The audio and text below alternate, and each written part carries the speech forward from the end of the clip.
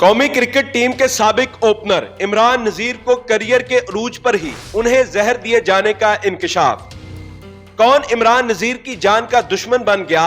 مشکل وقت میں سب ساتھ چھوڑ گئے، لیکن کون وہ ایک معروف شخصیت تھی جس نے عمران نذیر کے علاج پر لاکھوں روپے لگا دیے؟ یہ سب آج آپ کو بتائیں گے اس ویڈیو میں۔ ناظرین، دائیں ہاتھ کے اوپننگ بیٹسمین عمران نذیر نے اپنے منفرد جارحانہ انداز کی وجہ سے دنیا بھر میں شہرت حاصل کی۔ ان کا کریئر اتار چڑھاؤ کا شکار رہا، لیکن ان کی شہرت میں کبھی کمی نہ آئی۔ ابھی ٹی20 کرکٹ نے شہرت حاصل کی ہی تھی کہ عمران نذیر کرکٹ سے دور ہو گئے۔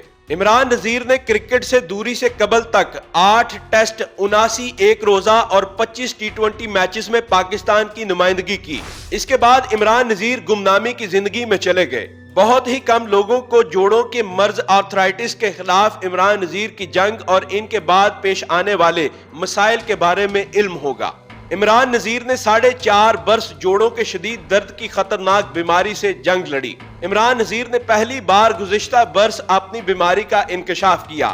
حال ہی میں پروگرام مذاکرات میں شریک ہوئے، جس میں انہوں نے اپنی ذاتی زندگی کی کہانی شیئر کرتے ہوئے کچھ تفصیلات بتا کر سب کو دنگ کر دیا۔ عمران نذیر نے بتایا کہ اس بیماری کی شروعات 2013 میں دبئی میں کھیلتے وقت کلائی میں درد ہونے سے شروع ہوئی۔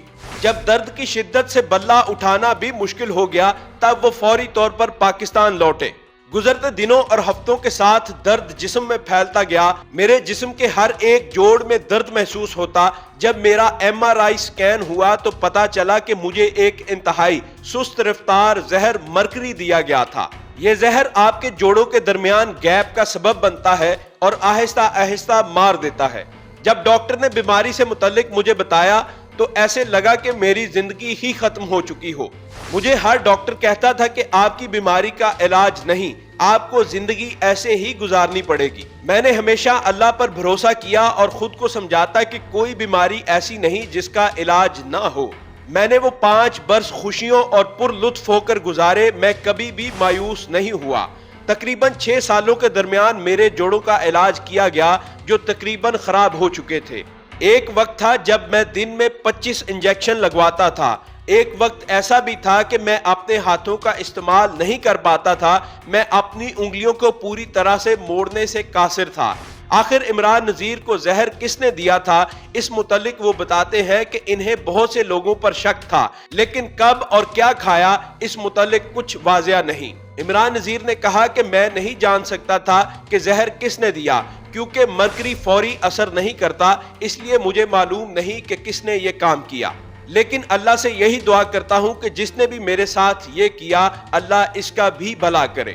علاج کے دوران میری ساری جمع پونجی بھی ختم ہو گئی۔ ایک اندازے کے مطابق 12 سے 15 کروڑ روپے خرچ کر چکا تھا۔ برے وقت میں اچھے اور برے لوگوں کی بھی پہچان ہوتی ہے، یہاں تک کہ میرا کوئی فون بھی نہیں اٹھاتا تھا۔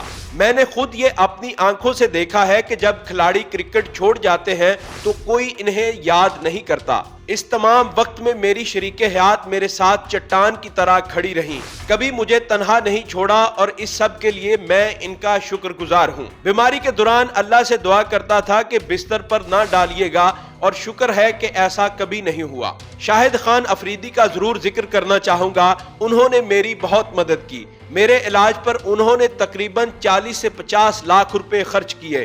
عمران نذیر نے مزید کہا کہ اگر کوئی بھی اس بیماری سے متاثر ہے وہ مجھ سے رابطہ کرے۔ مجھے تلاش کرنا اتنا مشکل نہیں، خواہ وہ کوئی بھی ہو، میں اس کی مدد کرنے کے لیے تیار ہوں۔ یہاں آپ کو بتاتے چلے کہ کم عمری میں ہی صلاحیت سے بھرپور انڈر 19 کرکٹ میں عمران نذیر نے 1999 کے ایشین ٹیسٹ چیمپئن شپ کے موقع پر قومی کرکٹ ٹیم کی راہ لی۔ سابق پاکستانی اوپنر نے 2007 کے ورلڈ کپ میں زمبابوے کے خلاف 160 رنز کی صورت میں کریئر کا بہترین سکور بنایا۔